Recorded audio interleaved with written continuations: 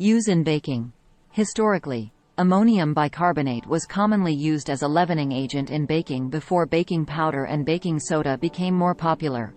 When heated, it releases ammonia gas, carbon dioxide, and water, which helps baked goods rise and become light and fluffy. Ammonia release. Ammonium bicarbonate decomposes at baking temperatures, typically around 60–70 degrees Celsius, 140,158 degrees Fahrenheit, into ammonia gas, carbon dioxide, and water. The ammonia gas produced during baking dissipates, leaving no residue behind in the baked goods. Baking powder replacement. While it was widely used in the past, ammonium bicarbonate is rarely used in modern baking due to the availability of more stable and easily controllable leavening agents like baking powder and baking soda. Food grade. Ammonium bicarbonate used in baking is generally considered food grade and safe for consumption. However, it is essential to use it in the correct quantities as excess ammonia can leave an unpleasant taste in baked goods. Handling precautions.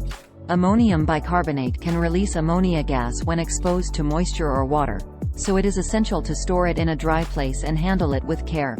Homeopathic use. Ammonium Carbonicum is a right-side medicine and a venous medicine. A condition of underoxygenation underlies a large proportion of symptoms.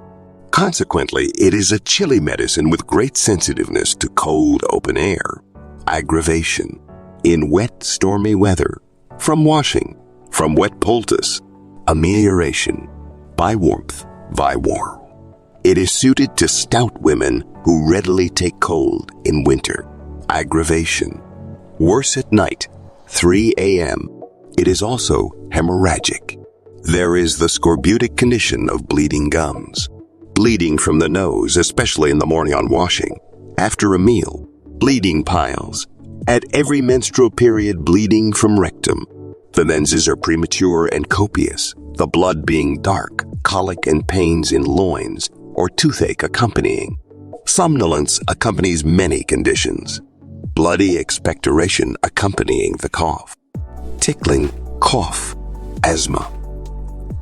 Cough from 2 to 5 a.m. Anguish at heart, palpitation and faintness. Pain as from fatigue, hip joint, legs, thighs. Pains as from dislocation or sprain, wrist, great toe. Pain as of contraction of tendons. Numbness and stiffness of arms and hands. The pains are ulcerative, shooting digging. Miliary eruption. Swelling of glands. Headache. Aggravation. In morning with nausea. Using the following list of words: hammering, pressing, bursting. Feeling of looseness of brain, as if it fell from side to side, whichever way the head was moved. Burning in eyes, dryness, black spots, sparks, myopia. Cataract. Muscular asthenopia from prolonged use of the eyes with appearance of yellow spots on looking at white objects. Pharyngium. A curious symptom is inability to blow the nose in children. Dry, stuffed coryza